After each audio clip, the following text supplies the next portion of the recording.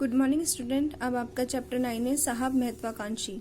कि महाभारत का युद्ध समाप्त हो जाने पर विज्ञजनों की गोष्ठी में यह विचार होने लगा कि कौरव सो थे, साथ ही उनकी सेना भी बड़ी और समर्थ थी। ऐसा होने पर भी वे 5 पांडव व उनकी छोटी सेना किस प्रकार से हार गए। उत्तर देते हुए संजय ने कहा कि कौरवों में प्रत्येक महत्वाकांक्षी था और उद्दंड भी। उनकी आपसी खींचतान में ही अधिकांश शक्ति नष्ट होती रही। इसके विपरीत पांडव छोटी संख्या में होते हुए भी परस्पर सहयोग और अनुशासन की कड़ी में बंधे रहे। उनकी एकजुटता ने उन्हें सफल बनाया। प्रस्तावना है कि पाठ के माध्यम से छात्रों को महत्वाकांक्षी होने की सीमा समझाना तथा व्यक्तित्व में ऐसे गुणों को समावेश करवाना जो उन्हें जीवन में जीत हासिल करने में सहायक हो।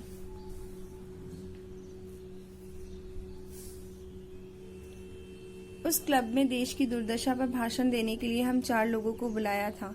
देश की वर्तमान दशा मगर सारे वक्ता और श्रोता, वक्ता मीन्स बोलने वाला, श्रोता मीन्स सुनने वाला, जानते थे कि वर्तमान दशा का मतलब हमेशा दुर्दशा होता है। हम पहुंचे तो 10 मिनट तक उन्होंने हाथ मिलाते रहे और ये होता रहा, glad to meet you, the pleasure in mine.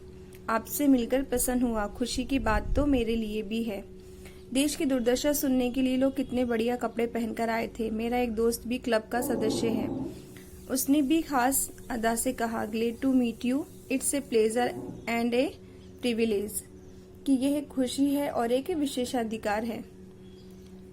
मैंने उसे अलग से जाकर कहा, बाहर तो तू इस तरह मिलता नहीं है, यहाँ क्या हो गया है? उसने जवाब दिया, रामलीला का रावण क्या बाहर भी सीता हरण करता है? उनमें से एक ने मेरा विशेष ध्यान खींचा। उसकी किस्मत में कहानी का पात्र होना लिखा था। उनमें सबसे अच्छे कपड़े उसी के थे। मुस्कान का अभ्यास उसने औरों से ज्यादा किया था। मुस्कुराहट के सच्चे होने का धोखा हो जाता था। वह अपनी अधकटी मूछ के किनारे के एक बाल को पकड़कर खींचने की लगातार कोशिश कर रहा था। परेशान था, जैसे वह बाल होठ को छेद कर जबड़े में घुसा जा रहा हो। हम लोगों ने जमकर देश की दुर्दशा का वर्णन किया। जब जब दुर्दशा ज्यादा मार्मिक होती जाती, वह लोग ताली बजाते और उनका कार्यक्रम सफल हो रहा था।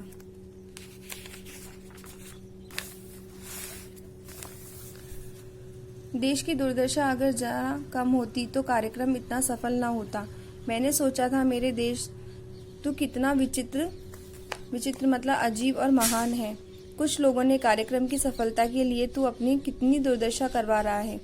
वे सब खुश थे, मगर खुश होने का भी उनका अलग ढंग था। वे साधारण आदमी की तरह खुश नहीं थे। ज्यादा खुश हो जाना गंवारूपन है और ऐसे मौके पर खुश न होना अशिष्टता है। वे नापकर खुशी जाहिर कर रहे थे।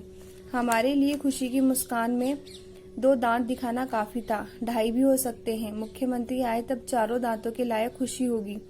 उनमें हर एक 2 या 2.5 दांत की मुस्कान लेकर हाथ मिलाता और कहता, it was wonderful, most interesting. यह सबसे दिलचस्प था। वह आदमी बाल उखाड़ता हुआ बढ़ा और हम चारों के से हाथ मिलाकर बोलता गया, मोस्ट इंटरेस्टिंग मतलब आप बहुत आनंदप्रद हो, शॉर्ट एंड स्वीट, और बहुत अच्छा भी था। उन्होंने आपस में भी एक दूसरे से कहा कि कार्यक्रम अच्छा रहा।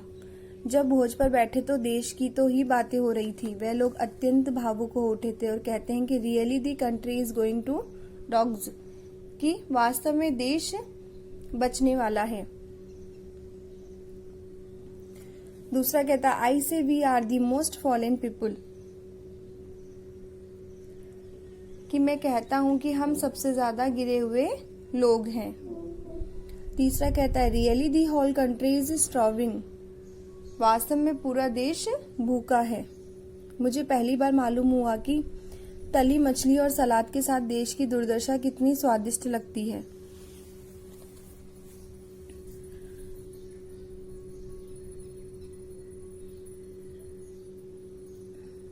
विदा के वक्त उन्होंने फिर कहा, it was wonderful, most interesting, कि यह सबसे दिलचस्प था।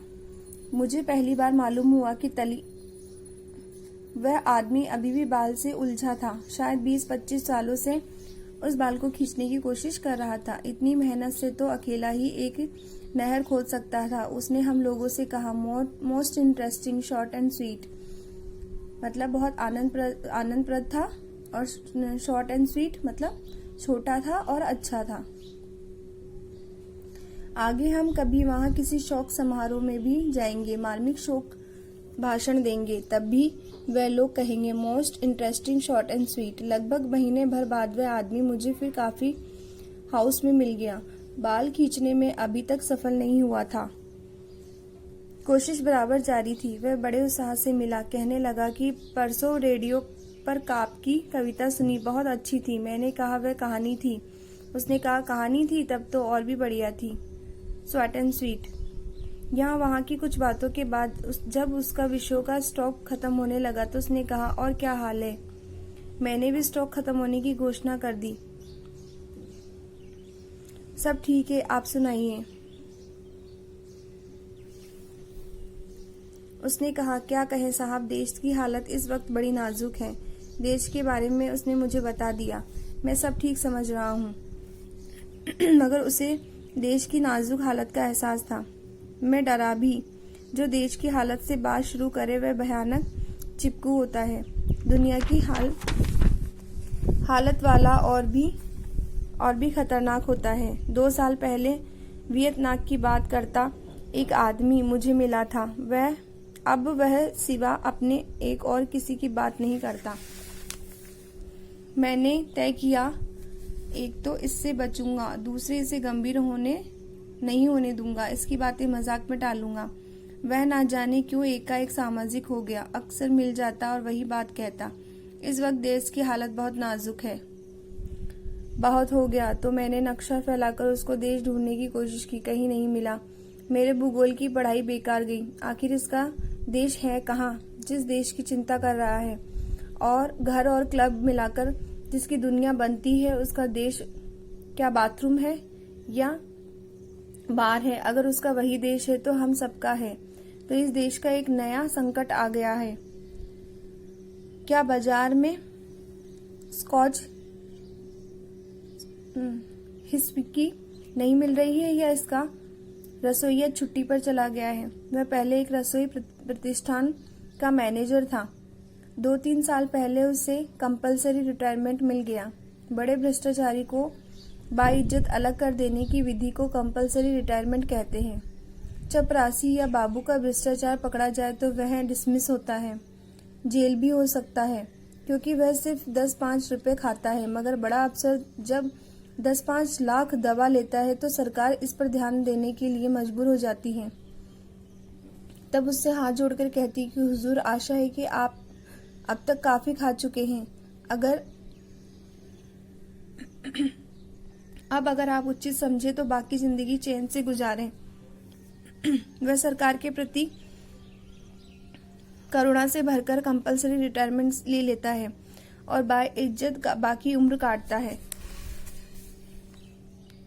जब चपरासी की लाख रुपए खाने लगेगा तब वह भी बर्खास्त नहीं होगा, कंपलसरी रिटायरमेंट पर बैठेगा। यह आदमी बड़े ठाठ से और बाइज्जत जिंदगी गुजार रहा था। बगले कारें और बेहिसाब रुपया, शौक उसके कई थे, मगर इधर देश का नया शौक लग गया था। देश की लत भी बुरी होती है, एक बार लग जाए तो छूटती नहीं।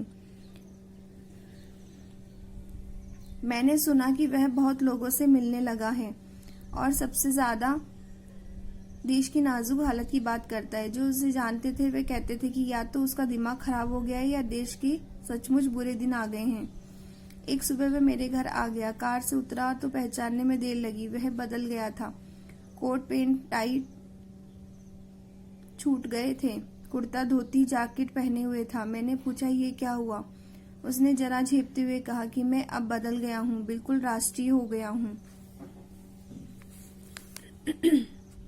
मैंने कहा अपने सारे पत्ते खोल दीजिए, क्या है आपका इरादा? उसने कहा देखिए देश की।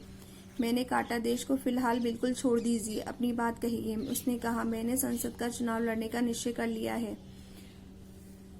अब मैं समझा कि पिछले 2-3 महीनों से देश की हालत नाजुक क्यों है। मैंने पूछा आपसे ऐसा क्यों तय कर लिया है? उसने कहा देश में परिवर्तन मांगता है, वह हमसे कुछ अपेक्षा करता है, हम भी तो भारत माता की संतान हैं।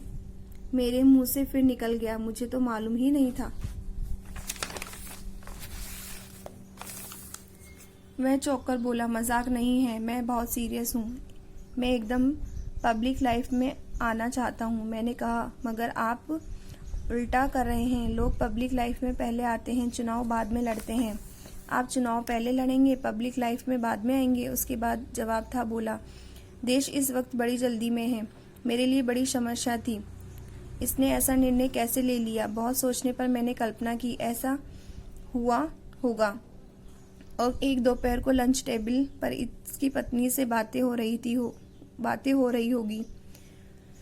पत्नी ने कहा होगा, अपने पास बंगले हैं, कारें हैं, गहने हैं, पैसा है, अब कोई और बढ़िया चीज लाओ। इसने पूछा होगा, क्या ले आऊं। पत्नी बोली होगी, ऐसी कोई चीज जिससे इज्जत बढ़े, पैसा तो बहुत है। इसने सोचकर कहा होगा कि अच्छा, इस बार लोकसभा घर में ही ले आऊंगा।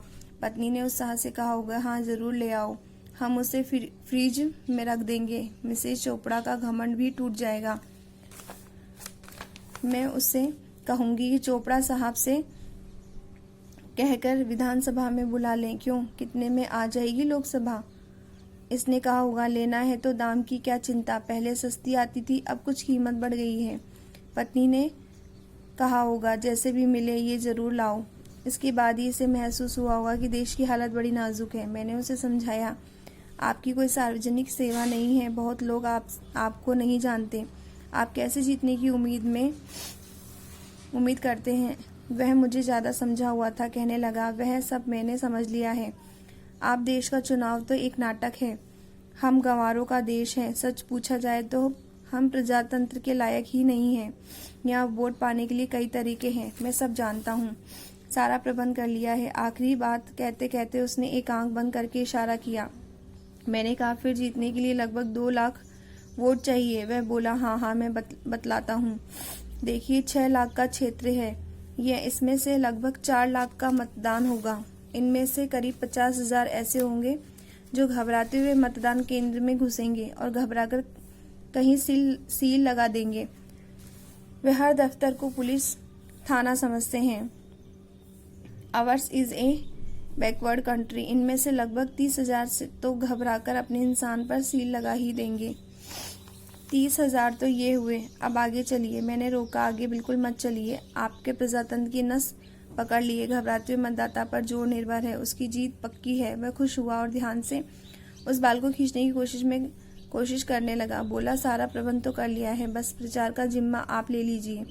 जिम्मा मैंने ले लिया, पर कर नहीं सका। हुआ यह कि वह पर्चे में लिखवाना चाहता था कि जनता के जाने माने सेवक, मगर मेरे हाथ से लिख गया, जनता के जाने माने भ्रष्टाचारी। मैंने उसे बताया नहीं, पर आगे प्रचार कार्य का खतरा मोल नहीं लिया। वह लड़ा, उसकी जमानत जब्त हो गई।